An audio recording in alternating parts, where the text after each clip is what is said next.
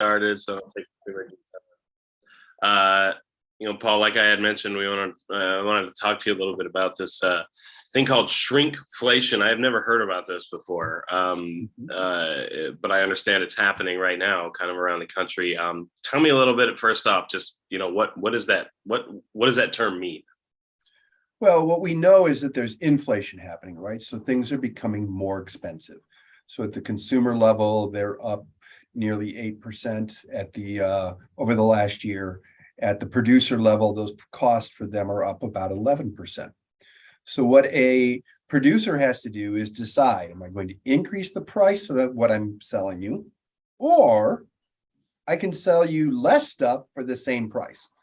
And what shrinkflation is choosing a lower quantity so they don't have to raise the price as much. And that's been a tactic that's been used because consumers more readily key in on price changes than they do on quantity changes. So it's easier to pass on those costs to the consumer by using shrinkflation than it is by increasing the price. Yeah, absolutely. And so you mentioned this is a tactic. So this is something that, obviously has been done before, but it seems also like something that maybe, and that's the goal of the whole thing, is for people don't necessarily notice that it's happening. Right. Right. I mean, part of it is, you pick it up and you're picking up the same stuff. You're comparing it to the price you paid last month, but your cash register receipt doesn't tell you how many ounces were in the thing. So I took about 10 different items I know had changed in size, and did their before and after size. And across those 10 items, I've had a 13% decrease in the size of those products, which is really interesting because the cost increase has gone up 11%. So what we're seeing is that shrink in size is being used to cover the change in costs that the firm is seeing. And if they had increased their prices by 13%, people would probably be starting to talk about them like gasoline. And this allows them to provide those goods, just less of them. Yeah, absolutely. So you mentioned you looked at some products. What kind of products were you looking at when you were looking into that? Well, I looked at several different things. I looked at a couple different beverages. I looked at some snacks and chips. I looked at some cereals, those types of things.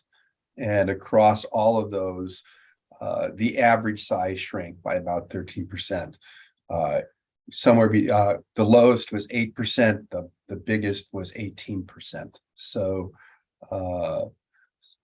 but it was right in line with what we would expect given the amount of price pressure that they're seeing.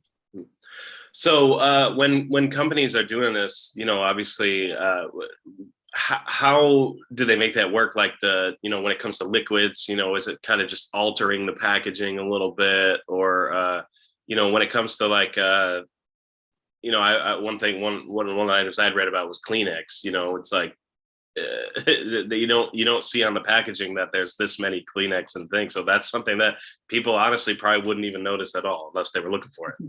I'm an economist, I know. So I keep track of how many squares there are on a toilet paper roll.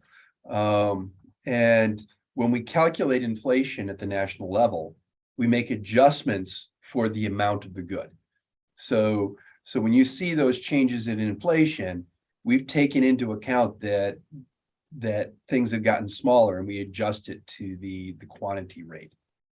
And in fact, you see some stores provide that quantity rate at the bottom, but most people don't compare that.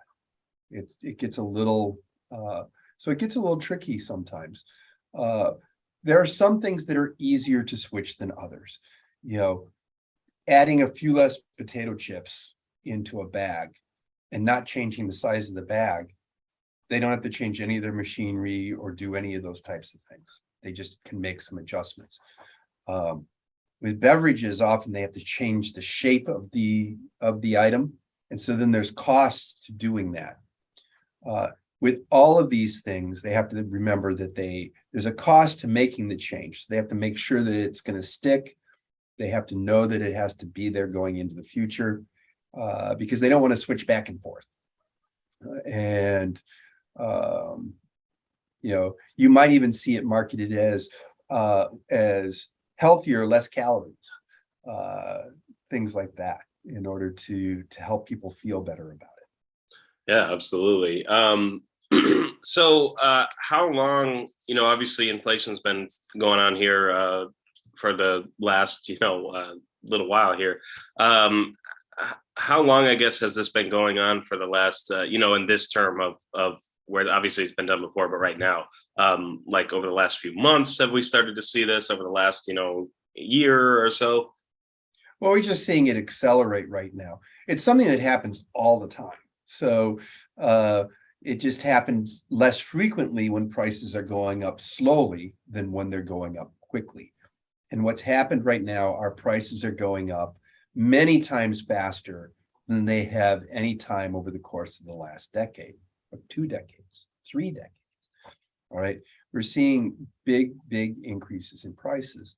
And because of that, we're seeing this change in packaging happen across a wider swath of goods. And it's becoming obvious enough because of the number of goods that it's changing on, that people are starting to notice it. Great. Awesome. Well, I'm trying to think if I have any other questions. Is there anything that you think is important, that people should know, like things people should watch out for, or keep an eye on, when they're going to the grocery store, anything like that? Well, as with everything, you sort of have to know what you're buying. And savvy shoppers, and there's a lot of savvy shoppers, know what's happening to the size of the packaging. They know what's happening to the price, but that all makes it very complicated to calculate what's actually happened. All right. So in the end, it's still making a budget, staying in a budget, and that will keep you in the end safe as you move through this. Because what's going to happen here is inflation likely will slow down a little bit as this year goes along. Okay. But it's still going to stay elevated from what we're used to for the foreseeable future.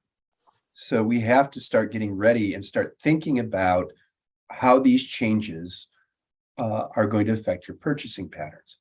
People had to do this all the way through the 1970s and early 1980s. They got used to much higher inflation, and they had to pay attention to how things were changing in price and when they were changing in price. We're back to that time frame where we have to think about it. And if you don't think about it, you're going to end up spending more than you think, getting less than you think, and getting into financial trouble in the end. Yeah. Great. Well, Paul, thank you so much, man. I really appreciate your time, as always. Not a problem. Yeah, good to see you, and hopefully that leg continues to heal up for you. It should. So Great. awesome. Thanks, Paul. You have a great day, man. You too now. Bye.